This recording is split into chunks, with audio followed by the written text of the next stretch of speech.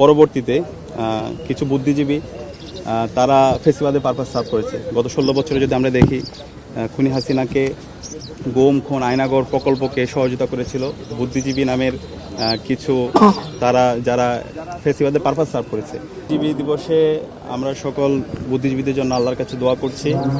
আল্লাহ পাক সুবহানাহু ওয়া তাআলা যেন সকল বুদ্ধিজীবীদেরকে যারা শহীদ হয়েছেন সবাইকে জান্নাতুল ফেরদৌসে মেহমান হিসেবে কবুল করে, আল্লাহুম্মা আমিন।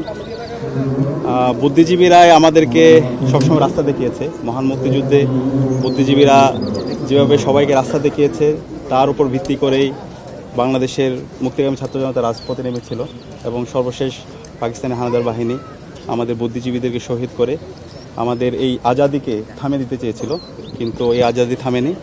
আমরা আমাদের নতুন ভূখণ্ড পেয়েছি, স্বাধীন ভূখণ্ড পেয়েছি। সুতরাং আমাদের এই শহীদরা আমাদের এই জাতির শ্রেষ্ঠ সন্তান।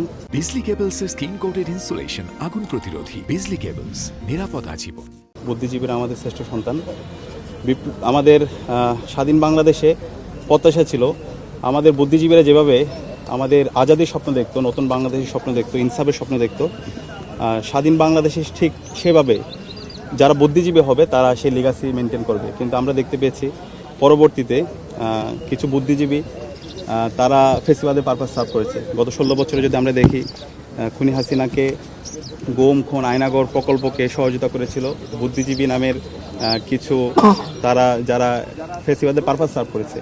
তো আমরা আশা রাখবে, আমাদের আশা থাকবে বুদ্ধিজীবীরা সবসময় দেশের মাটি ও মানুষকে ধারণ করবে, দেশের স্বাধীনতা, সার্বভৌমত্ব, অখণ্ডতাকে ধারণ করবে এবং দেশের জন্য, ইনসাফের জন্য সবসময় কথা বলবে। তরুণদের উদ্দেশ্যে আপনার কি প্রত্যাশা ছিল? এই বুদ্ধিজীবী হত্যার পিছনে যে দরজা, সেই দরজা বন্ধ করেন জামায়াত ইসলাম।